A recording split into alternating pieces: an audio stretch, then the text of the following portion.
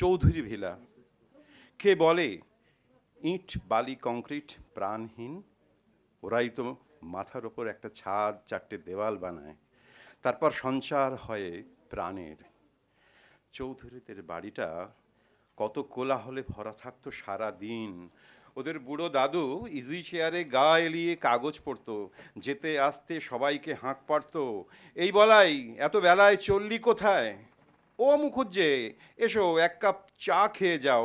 কিংবা কিংবা কিরে আমজাদ, দেখি না অনেক দিন, এবার ঈদে এলি না তো দাদুর কাছে।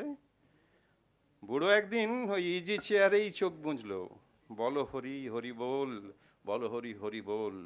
শুরু হলো অন্য কোলাহল, ইট নিয়ে টানাটানি, মারামারি, ভাগের অঙ্ক কেন মনোমতো হচ্ছে না, দোতলার ঘর দুটো সেজও কেন ছাড়ছে না। যুক্তি অযুক্তি, ছাদ কার, ভাঙা ইট, পোড়া ইট, সার সার। কংক্রিট দেওয়ালেরা ফ্যাল ফ্যাল করে চেয়ে থাকে, ওদের তো প্রাণ নেই, তো ওরাই দেখাতে পারে আসল চেহারা।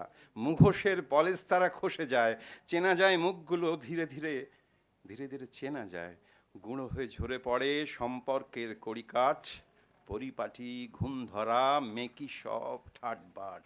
একদল উলঙ্গ নৃত্য করে ছাদে, অন্ধকার গাঢ় হয়, আয়নায় ধরা দেওয়া এক ফালি চাঁদ হাসে, পড়ে থাকে একা চৌধুরী ভিলা। কেউ নেই, কেউ নেই আশেপাশে।